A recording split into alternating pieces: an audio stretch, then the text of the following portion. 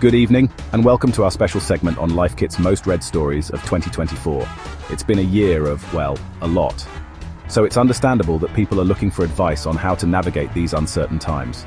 From debunking sleep myths to uncovering the intricacies of tipping etiquette and even mastering some simple home design tricks, it seems like everyone's searching for those practical tips and tricks to make life a little bit easier. Tonight, we're diving into the topics that resonated most with our audience this year.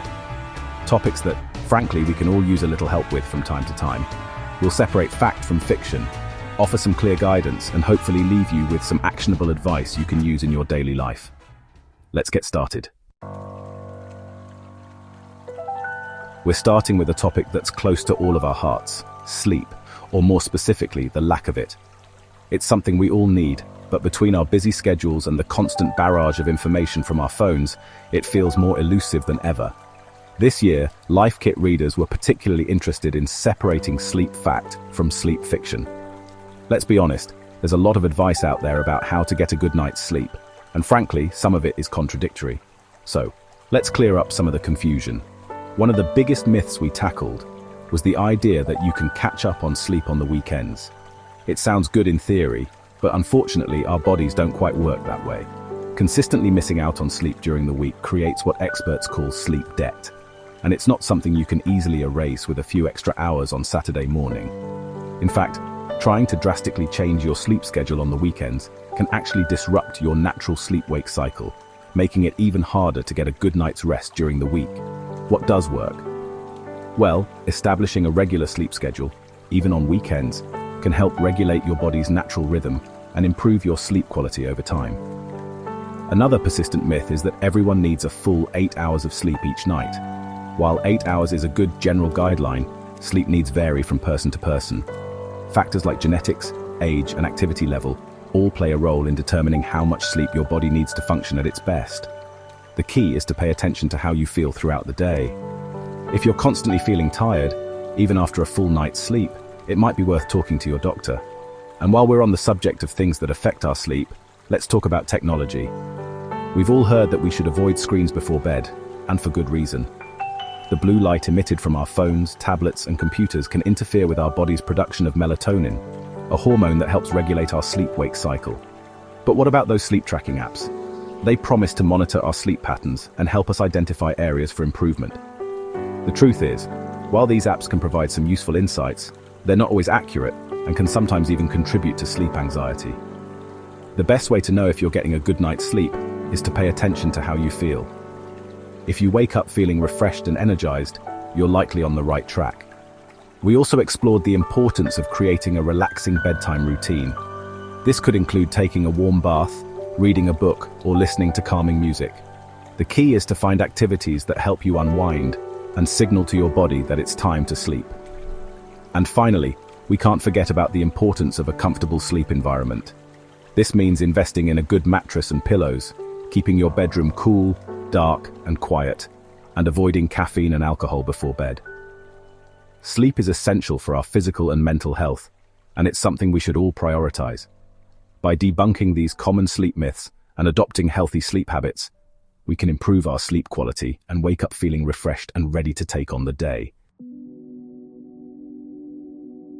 Now let's move on to a topic that can be a bit, shall we say, awkward: tipping. It's something we all encounter in our daily lives, but the rules can be confusing, even contradictory. When do you tip? How much is enough?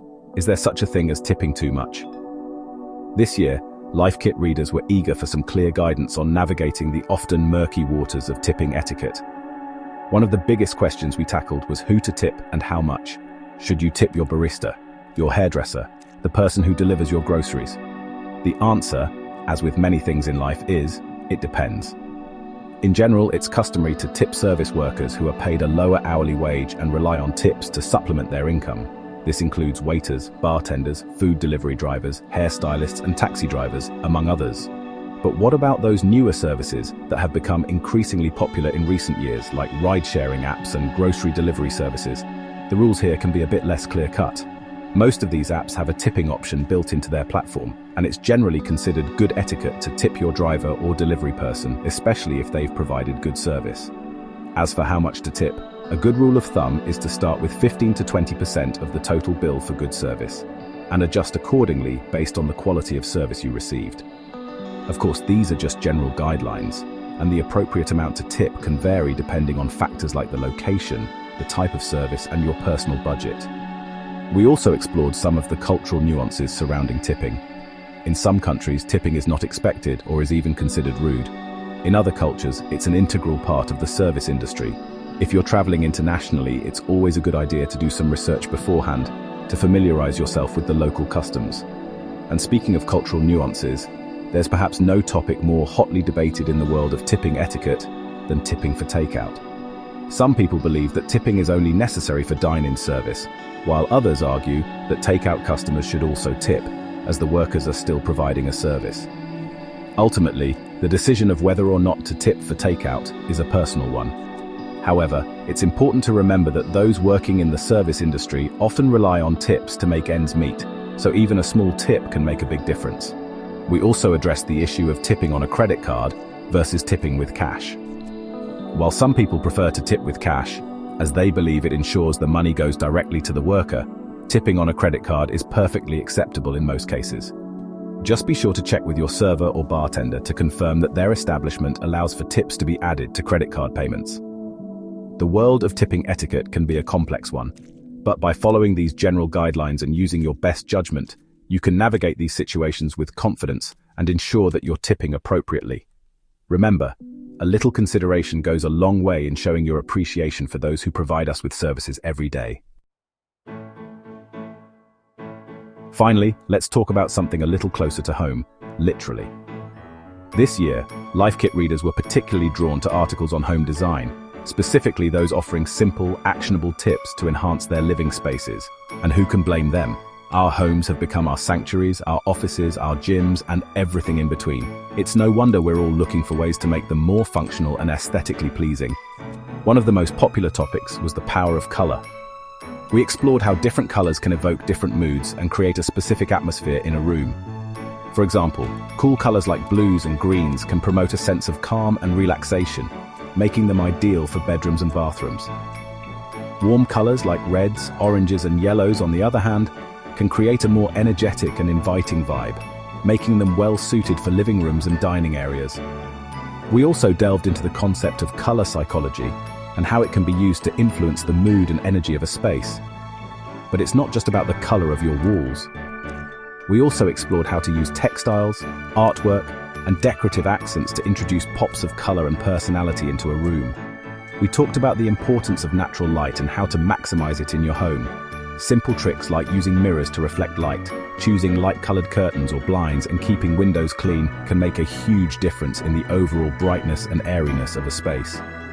Speaking of light, we also covered the importance of artificial lighting and how to create a layered lighting scheme using a combination of ambient, task, and accent lighting. This can help to create a warm and inviting atmosphere while also ensuring that you have adequate lighting for specific tasks like reading or cooking. We tackled the challenge of small spaces, offering practical solutions for maximizing every square foot. From utilizing vertical space with shelving units and wall-mounted storage, to choosing multifunctional furniture pieces that can serve multiple purposes, we explored a range of strategies for making the most of even the tiniest apartments and homes. We also emphasized the importance of decluttering and organization, both for aesthetic reasons and for creating a sense of calm and order in the home. We shared tips for effective decluttering, including the KonMari method, and discussed different storage solutions to help keep belongings organized and out of sight. And finally, we couldn't forget about the importance of personalization.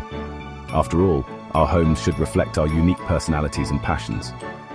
We encouraged readers to incorporate items they love into their decor, whether it's family photos, travel souvenirs, or pieces of art that speak to them.